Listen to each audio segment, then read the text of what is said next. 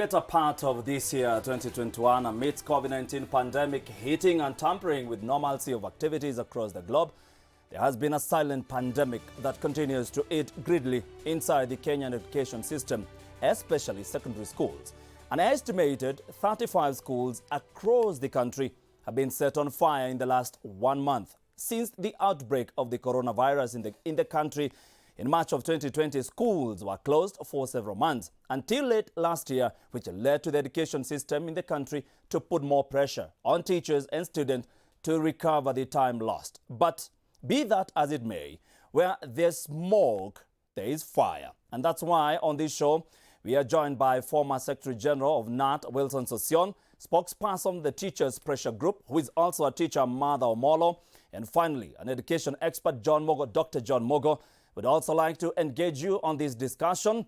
Who is to blame for the surge of cases in schools fires? Who is to blame for the surge of cases of school fires? WhatsApp us on 0785 939 529, 0785 939 529, or at Switch TV Kenya at Fred Mutiriri. That is on Twitter. Welcome. My name is Frederick Mutiriri, and you're watching Tipping Point. The boards of management of our schools and institutions and principals, as well as heads of schools, should be empowered and supported to deal with extreme indiscipline cases in our schools. We need to review ways of maintaining discipline in our schools through deliberate, coordinated efforts of correction, mentorship, counseling, and effective chaplains ministry. Especially the parents also should be more involved in this process. Well, it's been a month of school fires, and joining me right now is Martha Omolo. Karibu sana to Switch TV. Asante. Nimekuwa nikikuona kwa matelevisheni tu ukizungumzia hali ya walimu. How has it been? It has not been easy because as we speak, 14 members have been transferred to far-flung areas. Why is this? They told you spoke too much? Yeah, I think we scratched somebody the wrong way by mentioning the health scheme. And it is a form of punishment because what they are creating to the society or wherever we have been posted is like them, they don't matter. Nairobi matters, any other place matters. But when I'm taken to Trans Nzoia, and I'm sure even the county director Trans Nzoia, you were taken to Trans Nzoia? Yeah.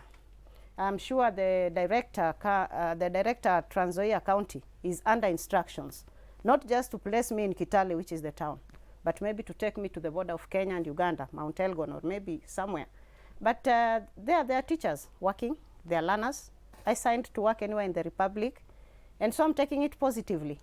But teachers should not be bullied when they speak the truth, because they always do it in social media. They shout, they rant in social media, nobody listens. And that is why we decided to come out and speak about the policies that are seriously affecting teachers in the Republic. Previously, you were in which school and which county? Superlove Primary School, in Njiru Sub-County in Nairobi County. So from Nairobi, na ile tunajua Nairobi there is house allowance. No. All the way to Trans Nzoia. It doesn't matter so long as you have the children at heart. And teachers will never be paid enough. Never. So we believe that God will pay us in a way, because teaching at the end of the day, as much as most of us have come to it for salary, but I can tell you for the 25 years that I've been teaching. 25 years? Yeah. Teaching is a calling. Kama una roho hii kazi uwezi, especially now with the workload. Yes. We'll be talking about the workload. Dr. John Mogo, karibu sana. It's been a moment. Asante Fred, yeah, good to see you and thank you. You are doing good work here. Asante sana. Yeah. Asante sana. I know you're passionate about CBC. I'm passionate about improving learning. Yes. Because anything that opens the mind of the child and their possibilities and opens their world ought to be supported by everyone. And that's what we stand for. Let's start with you. They've been 35 or more right now. I think around 40 schools that have gone up in smoke. Yeah. What is aiding our society from where you sit? It's really unfortunate because even banning one dormitory is bad enough. because I know I'm involved in many boards of management. I know what pain it takes to build a dormitory, even just one class. And the fact that, I mean, this can be banned overnight after alumni, after parents, after teachers have gone all the way to build it up, I think it's quite unfortunate. I don't think anything can justify. You know, we'll talk about pressure, we'll talk about COVID, we'll talk about school leadership, but nothing can justify this kind of thing. But then schools don't manufacture any values. They mirror what happens in society. And I think what we are seeing in schools is not new. We have seen it outside here on the streets all the time. And so our children are watching us. And that's why we need, I think, to reflect, us as adults, us as leaders, how do we reconfigure values so that it starts with us, because values cannot be taught on the board, that sit here, I teach you. It will have to be us living them, so that our children can pick the values. So even with the movement to CBC and value-based education, it will be just mere talk, unless if from the president all the way down to John Mogo and others, we are able to demonstrate, to teach values to our children through living those values. And what we are seeing as torching, as banning, as you know, drugs and all that, I think it's a big reflection that we need to take as society. And now we are going to an elections year. Whatever we are seeing out here, you know, the havoc, you know, I think it's all reflected in what is happening in the schools. Mother, would you agree with Daktari Totally. that, you know, as teachers, when you are seeing a dormitory going up in smoke, what comes to mind? Charity begins at home. And when charity begins at home, values, we are told there is nothing new the teacher is teaching. I saw some clip somewhere where the parent says, saying thank you, please, sorry. Those are values that are taught at home. So when we see dormitories going up in flames, we see a reflection of the parents. We see a child and we see the reflection back home. Sisi ndio shida, ndio unasema? Yes. How then do you tell a student, because they also have a responsibility, how then do you tell a student then this is the amount of money that you're going, because I've seen schools coming up with such large amount of money that they are supposed to pay back, some in millions of shillings that the parents are supposed to pay back. Where does the student start taking responsibility? I want to believe that the moment there was this Children's Act that was passed, that is where the rain started beating us. The one that decided to do away with the corporal punishment. If I smack the child, the next day, you see, we were caned, and here we are. We didn't die. But the moment children are smacked and they go to their parents, you would slap a child because it happens automatically. But you'll not sleep in peace. You'll be sleeping like what will happen in the morning. They'll come with the mother and a P3. So you'll be arrested from school. So because we are, they say the bird flies without patching. So teachers have also learned to survive without losing their jobs. So we even if the clergy says we reintroduce caning, who is going to do the caning? But then walimu wamekataa kupigana. Daktari, do you think the solution to what we are seeing is caning? I think we are running away from the problem, because first, you don't put off fire by fire. You don't face aggression with aggression, because when I am a behavior management teacher, and I am a teacher of teachers, and I know that teachers have been trained on alternative ways of managing behavior. Because when you cane, here in Africa or in the US, when you cane, when you cane, yes. Caning has its many limitations, and the fact that we were caned does not mean that caning will always work. I mean, if people are escaping from Kamete prison maximum, where all manners of things are done, then it means that corporal punishment also has its limits. I think this is a broader discussion. Is a discussion about values, and I think the big question for me is, we are talking about 40 schools out of nearly 5,000. So what is the story about those schools that never ban? What is it that those schools, because we know there are schools that are nearly as old as 100 years, they have never banned. Some schools, since 2016, you hear 5 times they have banned. So can't we learn from those schools? Because they don't ban because those students are being caned, and these ones are not being caned. So I think a minimalist approach of saying let's now cane them will not solve the problem. We will just be suppressing an issue and not addressing the root cause. However, have parents neglected the responsibility of disciplining their children? Because caning is part of disciplining. Have they neglected that? Such that is reflected in children in school? I think parents have a big role to play in this. But also, you know, the interplay between parents and teachers, because at one point the teacher is a parent, and at the other point the parent is a teacher. But that responsibility of you being, teaching and disciplining your children. And there is I can tell you, Fred, there's a big difference between disciplining and caning. Yes. I think anyone who thinks that disciplining someone is only caning needs to learn more. We were punished. Ourselves were punished. Now, punishment works is just a negative reward. So there are many ways of sustaining good behavior. One of them is punishing. The other one, which really works well, like now the focus, honestly, at this point should be schools that are not banning, rather than schools that are banning, because we are giving these schools too much airtime.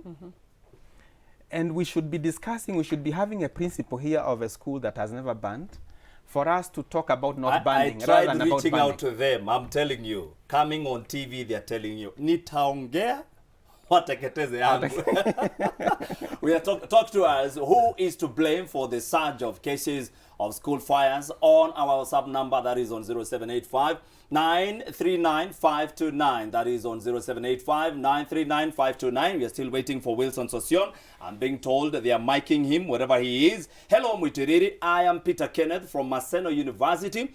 The quagmire regarding school arsons rotates around the whole society. It starts from the government to school leadership and finally to our parents. Fake laptop promises, reduced moral lessons, poor leadership, occupational health and safety is a big word for some principles. Reintroduce corporal punishment. Daktari, unasikia hiyo? Reintroduce corporal punishment.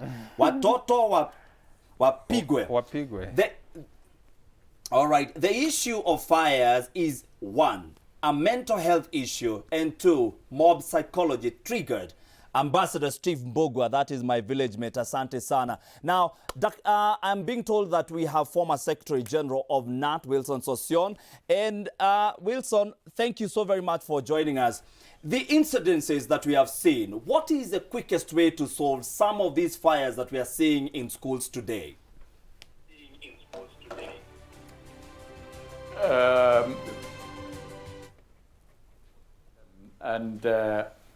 There have been reports that have been collected by various task forces from Claire Molo, David Koech, and Ms. Wangai. Those are 3 latest reports. And if you trace these fires, it dated back to 2008. And they've been recurring with a very, very consistent pattern over time, that the students are burning dormitories. And if indeed we apply our psychology, why is it that students are burning dormitories? They're not burning classes, they're not burning laboratories, they're not burning the school buses, they are burning dormitories. And I'm sure if another fire incident is reported next weekend, it will be about burning dormitories. Today, there's a report that has been tabled in Parliament by the Ministry of Education, and is admitting that 100% transition and congestion and poor boarding services could be contributing. And indeed, we are all aware that the quality of boarding services in our boarding schools has come down. With increased congestion in some schools, students are sleeping in twos. In some schools, students are sleeping in triple deck. In some schools, students have to queue to get to the toilets in the dormitories. In some schools, they have to queue to the bathrooms. And looking at the report that was tabled today in Parliament, it indicates that none of the day secondary schools has reported any fire incident or unrest at all. And majority of, and from the previous reports of Naomi Wangai, David Koech, and Claire Molo, it recommended that Kenya has to shift gradually to day education. The statistics indicate that 70% of our secondary school students are day scholars, meaning these incidences of fire burning is restricted to a population of 30% of our learners who are in boarding schools and are actually burning dormitories. And that should squarely, empirically tell us where the problem is. It is in the dormitories. It is in the boarding facilities. And comparing the quality of boarding services and home situation for many learners, then it means we might have reduced our boarding facilities in our schools and boarding section to look like a prison. And this reminds me of what Geoffrey Griffins of Starehe said, that you must create home models in schools, but you don't create prisons.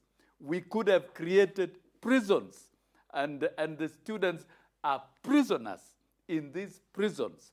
And that is why they are reacting by burning. And this one we cannot escape and call it by a different name or give a different suggestion and or argue about whether you bring back the cane. If you bring back the cane, the students will start killing teachers. Because the cane has been outlawed and we have moved out. Mheshimiwa, let's take a break. Let's take a break. Practical solutions. Let's take a break. We'll be back with more in a short while. We'll be back. That is the former NAT Secretary General, Wilson Sossion, also a nominated member of Parliament. We'll be back with him. Dr. John Mugo is here with us. Of course, we have Mother Omolo. Mother Omolo is a passionate teacher. We'll be back with them in a short while. Meanwhile, we're asking you who is to blame for the surge of cases of school fires. Talk to us on our WhatsApp number or SMS line on 111 444 111. Be back with more in a short while. Don't go anywhere.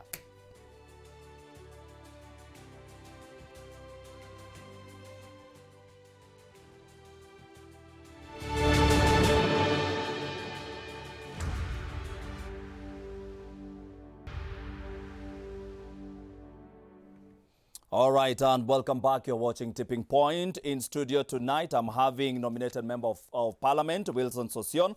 Of course, he's the former NAT Sec Gen. He served for quite a long time. We have Dr. John Mugo, who is an education expert. And of course, the passionate teacher, Mother Omolo. Ananiambia amepigwa transfer tena to Trans Nzoia County. But she's saying, Trans Nzoia bado ni Kenya. All right, some of the SMSs coming through the WhatsApp number. I am Michael from Utawala. As for me, don't blame us parents, blame the government for making life hard because we are busy searching for school fees.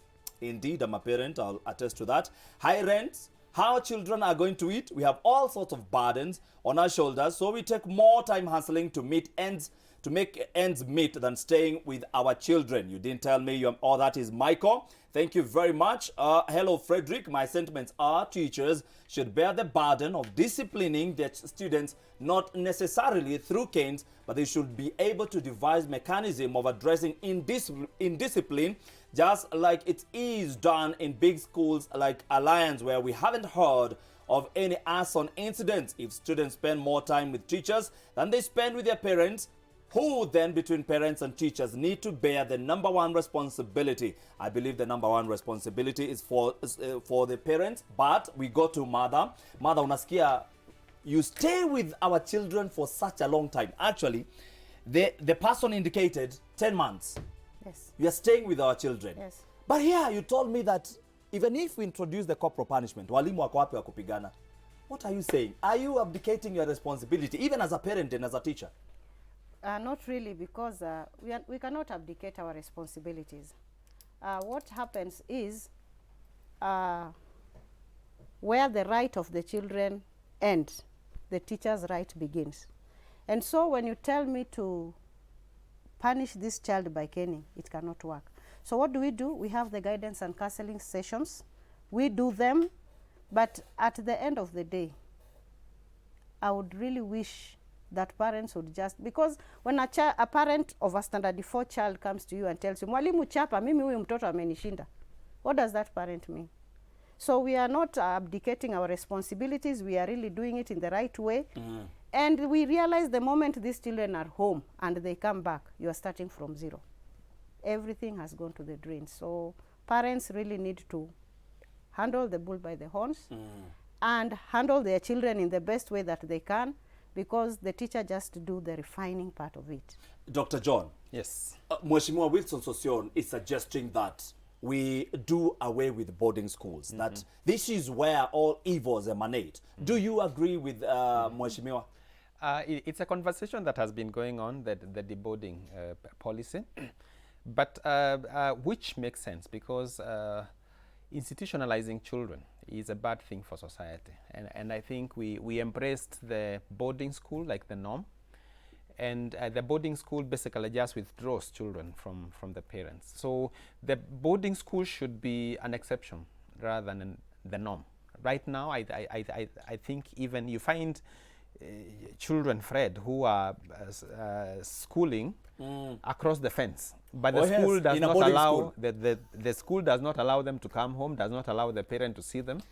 What in my world? So I think we need to really re-examine, because the natural way is the children to be with the family, to be, let them go to a day school. If you're a parent and you know really what parenting and what educating is all about. It's not about getting an A.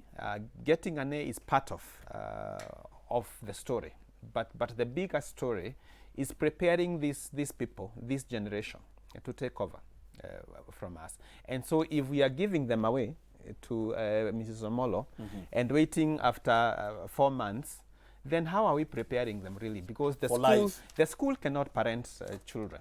Children have to be parented by parents, naturally. But then I come back to the point Mwalimu is raising. I can tell you for sure, the one major predictor of a school that goes on fire is school leadership. Tell me who the principal of that school is and their style of leadership, and you'll see. Because adolescents need to be listened to. It is that stage where they need to talk their to someone. voice. Yeah, they want to voice out their voice their matters. issues. Peer influence, is a big thing.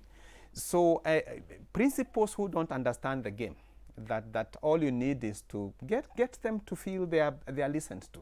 Create spaces where you interact with them. If you sit there in your office in a tower and they tell you they will ban, you tell them do it, they'll ban. Then it means actually. In my adolescent life, I would have done that. You do it, because this bigger implication we are saying, I don't know how much the dormitory costs or how much the parent will pay. They are not wired at that age. They really actually don't care. Even you and I, at that age, we were not reasoning that way. True. So I think school leaders really matters a lot. Need maybe to be taken back to class, and the classes, their own colleagues also. We have exemplary school leaders in this country who to learn from. Let's bring in Mheshimiwa. Mheshimiwa Sosion, there is just one aspect of these fires. When it started in 2008, we started by seeing the during mock exams. Is this the same thing that we are saying? And let me just come back to you, Dr. John. I'm being told that we are not having Wilson. But do you think this is where it's... My director, you are telling me he's back? Okay, he is back. Sosion, you are telling me that this started in around 2008. Do you also think that the exam factor is to be blamed for the fires that we are seeing, that the students are fearing the exams? It has no connection whatsoever with the curriculum, completely. And it is wrong to try and link it. And those who attempted to link it as because of ranking of schools, then ranking has been removed from the report that we received today in Parliament. And then the other question, the intensive mock exams, then mocks have been abolished. in many schools. All those allegations that had been leveled against arms and other things have actually been corrected, but still we see fires. So it is not about the curriculum, because if it were about the mocks, then the students could have actually banned the laboratories to sabotage the exams. They could have banned the libraries to sabotage anything to do with the curriculum. What we see with our students in Kenya is that they are not touching anything, any facility at all that is related to the academics and curriculum implementation. They are telling us that there is something wrong with the boarding. And from the analysis, because data speaks a lot, and I'm happy Dr. Mugo has been one of the greatest researchers. If we are seeing that none of the day schools is involved in these assaults, then I think the data is telling us very clearly something about our boarding schools. And it has been worsened by government policies that are poorly consulted, that are poorly negotiated. When the director that let all the children be in school, it doesn't matter what they are doing as long as they are all in school. Do you really care to know how they are sleeping in school? Look at our school admission system. During admission days, the head teachers are issued with an already concluded admission list. And when they look at those admission lists, sometimes a school has been added 2 streams, 3 streams, without consultation with the board, without consultation with the school. And the head teacher is expected to go and perform miracles to create enough space in the dormitories, to create enough space in the sanitation facilities. Because let me tell you, the primary facility that is required in a school for a child is not the classroom. It is the toilets, it is where they stay. And I think with 100% transition and with our infrastructure not even prepared and made, our schools are not made to look like homes where there's comfort, then definitely we don't need to ask ourselves why students are banning schools. And they are not banning schools. Actually, I think we should change and make it very clear they are banning dormitories. So that indeed there is something wrong with the dormitory. It has nothing to do with the curriculum at all. At all, not at all. And therefore, we should not even blame the intensive curriculum that we have. From the report that we have today, we received today in Parliament, is that other out-of-class activities have not been in place. As a member of Parliament, what are you going to do to make sure that this does not happen?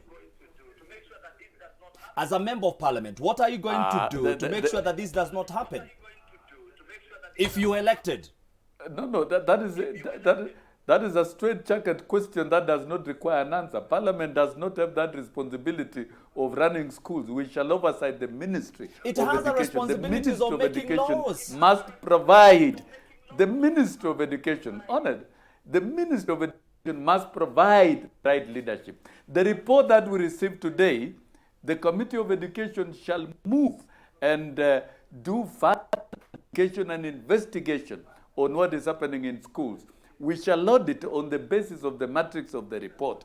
And we shall also look at the extent of public consultation in various policies, and particularly with this one of addressing the school unrest. Yes. The recommendation that has been brought forward by the ministry, like considering the future of boarding schools in Kenya and phasing them out. And what Dr. Mugo is talking about is right. If you look at the global north, Europe and the US, the boarding schools are not encouraged at all. Children are expected to go back to their families after 5 in the evening. So that the raising of a child below the age of 18 is a shared responsibility between the school and the home. And I think our economy, we have reached that. We've got parents in this country. Who dump their children in boarding schools as early as Standard 4. And I've heard Mother Molo talk about it. Which is that unfortunate. When children are sent home and when they get back to school, teachers have a lot of tasks in trying to retract the learners. And parental responsibility has failed very, very greatly in Kenya. And teachers are forced to play the role of parents, and at night they are forced also to play the role of security, of school building and security of learners. It has reached a time we transfer the responsibility after school work, after 5, to parents. And the only thing we need to do is to meticulously phase out the boarding school system in Kenya. Thank you. And prepare Thank parents you, and abolish it even at the very primary level. Why would you take a child at grade 4 to boarding? What are the essence? And you have the majority of the learners in boarding. And then in the evening you have parents having their own time, enjoying in social places instead of being parents. It is time we shall be looking at all these extensive... Thank you, Mheshimiwa. Okay. I asked you earlier on who is to blame for the surge of cases of school fires. Caleb, crash program has also contributed very much. Students are not given time to relax. In boarding schools, they do exams and study until 11 p.m. But what are you doing with the students at 11 p.m.? And they are also forced to wake up as early as 3 a.m. This makes the school like a jail. That is what Mheshimiwa Sosioni is talking about. Hello, Fred. I'm Gordon Opere, guidance and counseling expert. I will not forget to put a thinking cap over the school burning siege. A school near a church headquarters, and that is Gedia, being burned tells me a lot. Parents neglected their sons and daughters. Let schools, you are saying, wrestling here. Caning is a misconception created by the whites during colonialism to tame us that led us to thinking the best way of instilling discipline. Okay? Hi, Fred. Corporal punishment isn't the solution. Some students are stronger than teachers. Eliminating Vichwangomo and do away with boarding schools. Mwalimu, do you believe, you are the person who is at the core of all this, do you believe that we should do away with boarding schools? Of course, but with certain limitations. We can allow a situation where maybe the child is an orphan and maybe has no one to live, to stay with. When that child is in a boarding school, we'll have a short time of even what we are referring to as suffering at home. Yes. So not every child should be taken to boarding school, and unless the situation at home is not favorable. Daktari, yes, there is a conference that is coming up, and you are telling me about it earlier on, Education Evidence for Action. What are you aiming to doing, especially in capping such cases that we are seeing? Mheshimiwa Sosioni has talked about research, and in this country, we don't take research and evidence very seriously, because as he said, go back to the Naomi Wangai report, to all those reports. We actually know, and we have the evidence how the fires occur and why. But this moment, when we can look at that evidence, when we look at the issues, like now Mheshimiwa is talking about 100% transition, of course getting every person to secondary school has a lot of benefits, and we know that from evidence. So how do we get the people who make decisions, including Mheshimiwa, and us who do research around one table, to look at data, to look at evidence, and based on that be able to inform the decisions that are made. Right now, there's a lot of street talk. When you hear, like now, CBC, everyone has an opinion on how good or how bad CBC is. Most of the people making noise are the people whose children are not even in CBC, or whose children are even in high-cost private schools. And but that voice that is down there, a person. Do you think CBC is going to cure such what we are seeing? Because it is giving some leverage to children having more time with your hands, more time than in class, but doing more with your hands?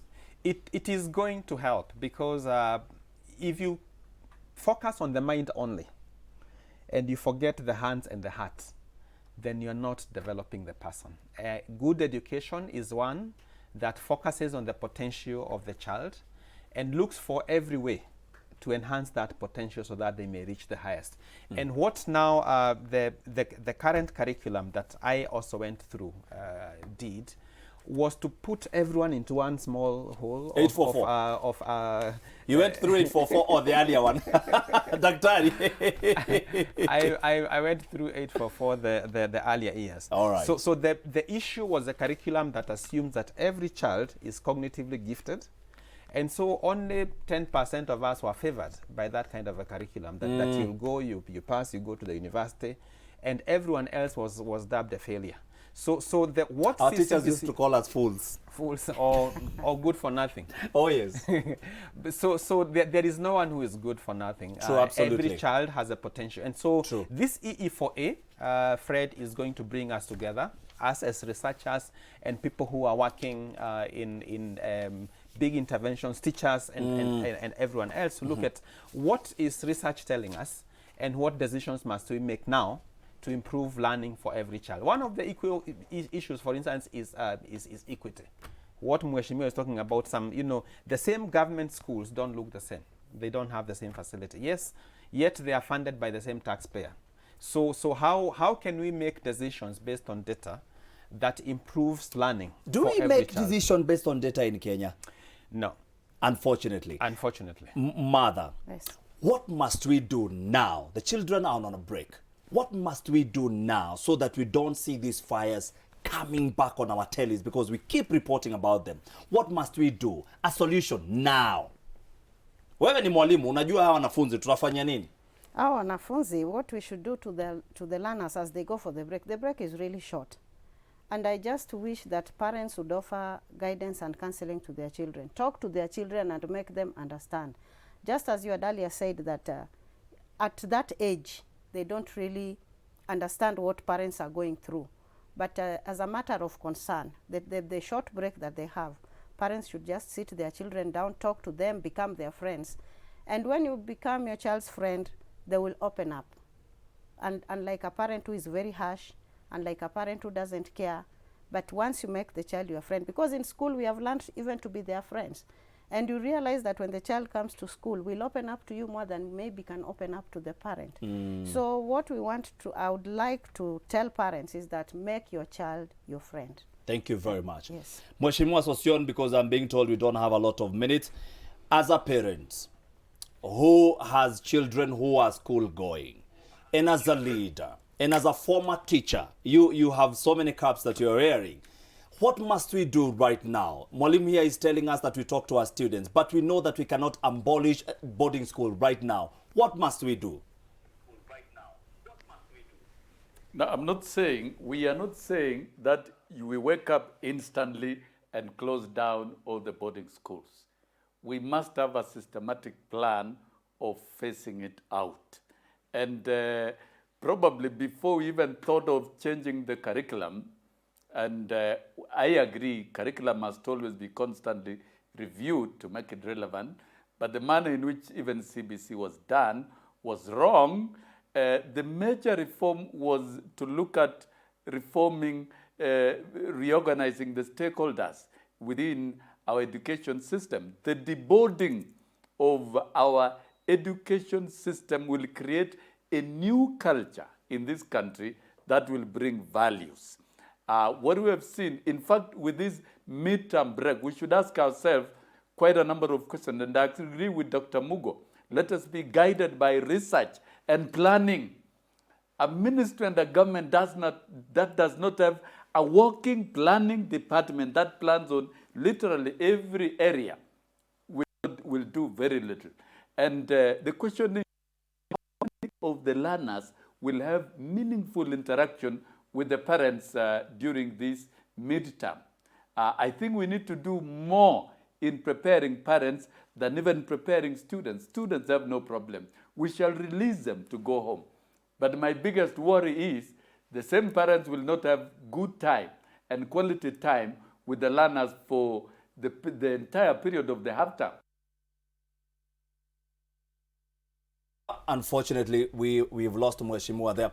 Now, Dr. John, in just 30 seconds, tell us about this event that we are going to have. Are we going to see any changes within our There are issues with CBC. I wish we had a lot of time to talk about it. And one of those issues that I'm very concerned about is the fact that we are introducing inequalities. Yes, some of these places in town, we are going to have all these, but other places, how are you going to deal with that? In just 30 seconds. Teachers are not being honest. Because when we say that you are supposed to have a swimming pool for you to teach children, you know what a swimming pool should do It's the same thing running should do. It's the same thing doing any other Yes. exercise. So it's supposed to be contextual, and so the biggest thing is that many teachers, I think most, we have not invested enough to help teachers understand what this is all about and the shift. Okay. So what we should do is continue these conversations. Yes. Just like we are talking about school fires. Let this conversation, let every adolescent in this country be told there are many choices that you cannot ban. You can go to the gate and open it and go home, but you cannot ban, because banning what has been built really. 30 seconds. 30 seconds. What do you think from here you as a teacher are going to do towards this? The school fires? Yes. As a teacher? As a teacher, mostly we are realizing that the schools that are banning are boarding schools. I happen to be in a day school. But I think the fire problem should be discussed further. And there is a lot of pressure. On students? Not on the students, All right. on the teachers. Okay. It is on the teachers. You find a situation where your timetable goes beyond 40 lessons in a week. How are you supposed to juggle in between? You find you're handling big numbers. You are talking of CBC, we are saying it is good. Thank you. But as much as it is good, let us be given realistic numbers to work with. Final SMS, Boaz, my director, is telling me, talker on air. I'm sorry, corporal punishment is not the solution. I agree with that. We are living in a different generation. Every day may not be good, but there's something good in every day. My name is Frederick Mwitiriri, my sign language interpreter. Michael Maithia. I heard Mother Omolo, who is a teacher, and from Teachers Pressure Group, I heard Wilson Sosion, who is nominated Member of Parliament, former Art Secretary General, and of course, Daktari John Mogo, an education expert. Thank you so very much for having time for us, and thank you, our viewers. So many of your WhatsApp that I have here. Asanteni sana for coming to the show. Until next time, it's a good night from me.